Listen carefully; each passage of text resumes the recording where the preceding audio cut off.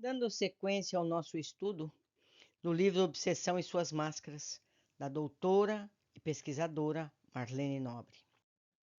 Centro das emoções. Se pudéssemos apontar para um centro das emoções no cérebro, esse centro seria o hipotálamo. Isso significa apenas que é este nível que os vários componentes da reação emocional são organizados em padrões definitivos, afirma Marino Júnior.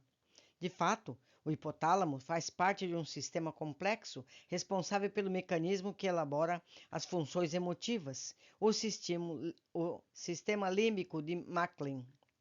André Luiz afirma que a epífise preside os fenômenos nervosos da emotividade. Já vimos que dois núcleos hipotalâmicos sofrem a sua ação direta. Cremos que é uma questão de tempo para a constatação científica dessa informação mediúnica. Altschul, 1957, Aldred et al., 1961, e outros autores têm realizado importantes estudos que demonstram que a ação benéfica de extratos pineais sobre alguns esquizofrênicos Arley e Smith, 1973, com os resultados de seus trabalhos na Escola da Farmácia da Universidade de Bradford, Inglaterra, estão inclinados a admitir que, nos casos da esquizofrenia, a HIOMT, enzima responsável pela sintetização da melatonina, estaria agindo sobre substratos anormais, produzindo as substâncias implicadas na moléstia.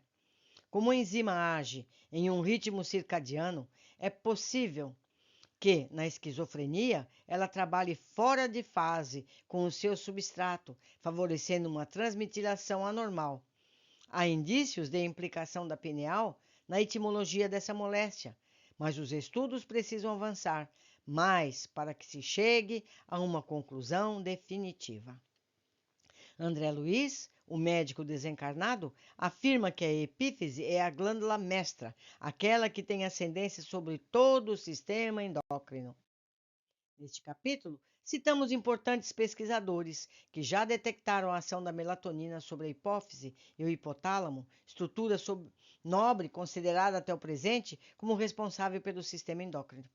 Vimos também a ação gonadal, este hormônio sobre a redução sazonal dos animais em diversos distúrbios endócrinos. Hurtman lembrou muito bem que nenhuma glândula foi tão exaustivamente pesquisada como a tireoide.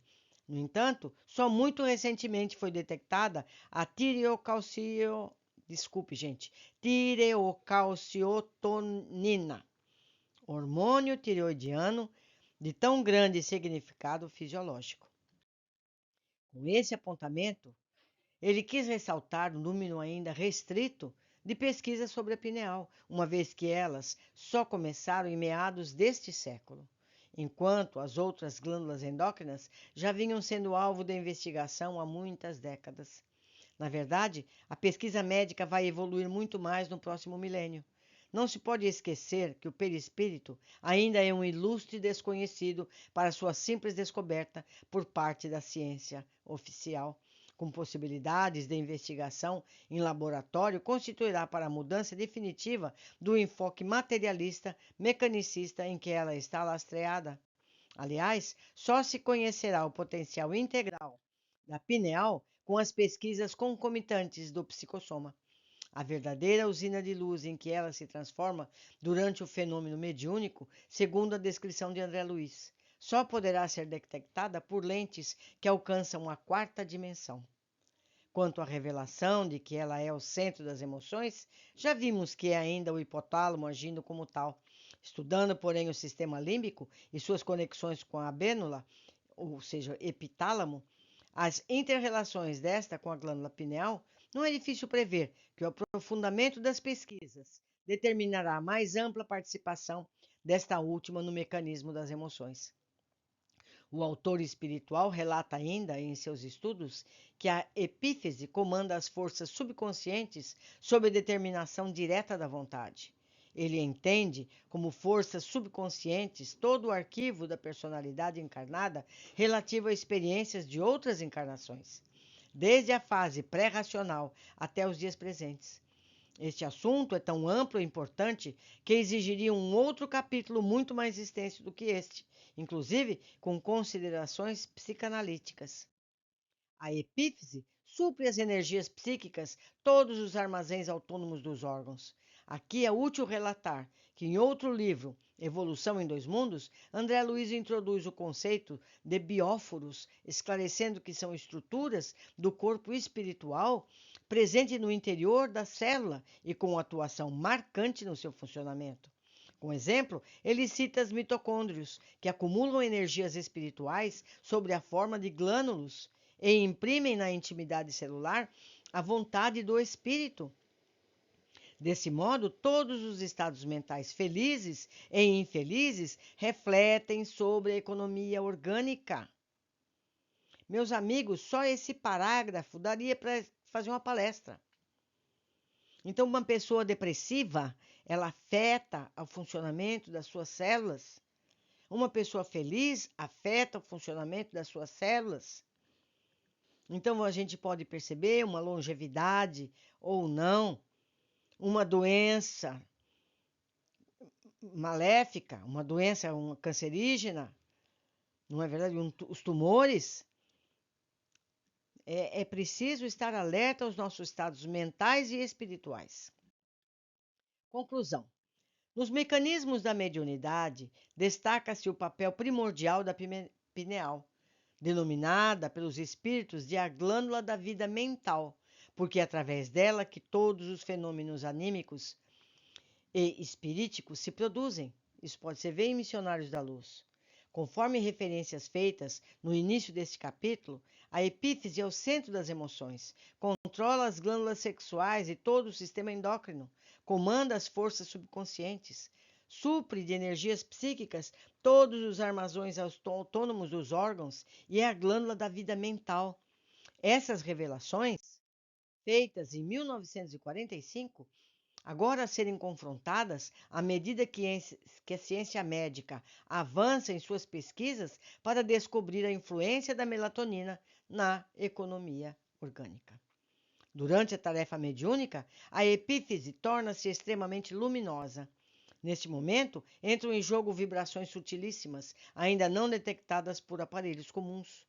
Como já dissemos, a providência divina adotou essa pequena estrutura, semelhante a uma ervilha, com o formato de um pinus, que não pesa mais do que 100 miligramas, de uma extraordinária potencialidade laboratorial, que permite traduzir estímulos psíquicos em reações de ordem somática e vice-versa, colocando ao seu encarnado em permanente contato com o mundo espiritual, que é eterno, primitivo e pré-existente. Cremos que esta é uma comprovação para o próximo milênio, como explicam os espíritos. O neurologista comum não o conhece bem. O psiquiatra devassa-lhe mais tarde os segredos. Os psicólogos vulgares ignoram-na. Freud interpretou o desvio quando exagerou a influenciação da libido no estudo da disciplina congênita da humanidade. Isso está em Missionários da Luz, seu capítulo 2. O espírito atua através do espaço-tempo. É ele que dá a forma, atua no espaço. A pesquisa acadêmica já sabe, hoje, que a pineal é a reguladora da cronobiologia, dos ritmos biológicos, coordena no tempo a atividade do sistema reticular ascendente, determina, portanto, se a pessoa está acordada ou dormindo. Em suma, se o espírito está ligado ou não ao corpo em períodos de vigília e sono. Na verdade, a epífise seria a lente que concentra a mensagem do espírito e o tálamo o prisma que a distribui. A pineal captaria a luz do mundo externo via retina e também estaria sob a influência do polo magnético da Terra e de outros corpos celestes. Nos primórdios do desenvolvimento embrionário, o córtex é formado pela migração de neuroblastos, de forma radiada, que saem das regiões epitalâmicas e vão ocupar essas áreas, nas zonas onde se instalará o córtex. Para que isso aconteça, é preciso que o corpo físico receba estímulos físicos químicos específicos. Acreditamos que a pineal é o único sensório capaz de captar esses estímulos. Mesmo protegida pelo líquido amniótico dentro do útero materno, durante a formação fetal, mesmo encravada na caixa craniana, ela capta as ondas do espectro eletromagnético, como as do próprio magnetismo. Com esses estímulos e os gerados pelo espírito reencarnante, via perispírito, ela é capaz de promover a correta migração dos neuroblastos para a formação do córtex. É responsável, portanto, pela indução da formação nas intertentativas conscientes do cérebro, as áreas mais importantes da mente, mais uma justa razão para denominá-la glândula da vida mental. Isso está no Boletim Médico Espírita, 10º. Para todas as funções corpóreas e espirituais, entra em jogo um grande número de enzimas ou fermentações.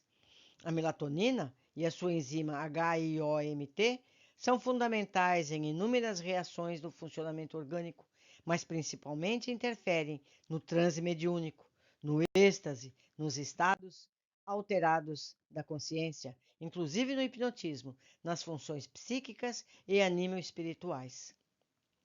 O potente alucinógeno 10-metoxialarmalan também deriva da melatonina, indicado o papel relevante deste hormônio pineal nas psicoses, neuroses, doença obsessivo-compulsiva, obsessões e etc.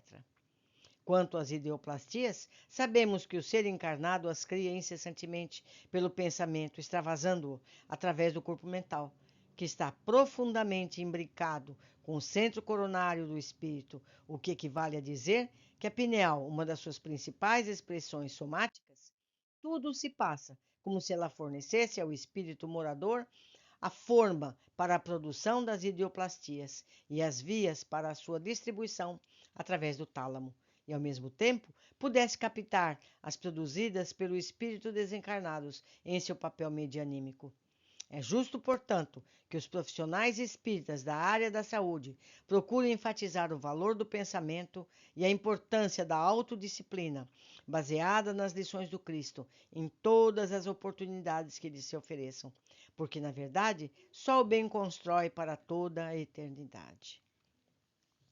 Meus amigos, é muito conhecimento. É preciso ler, reler, é preciso pesquisar fora deste livro para que possamos ter todo esse conhecimento. Hoje ficamos por aqui e voltamos com o último capítulo desse livro. Um abraço e até breve.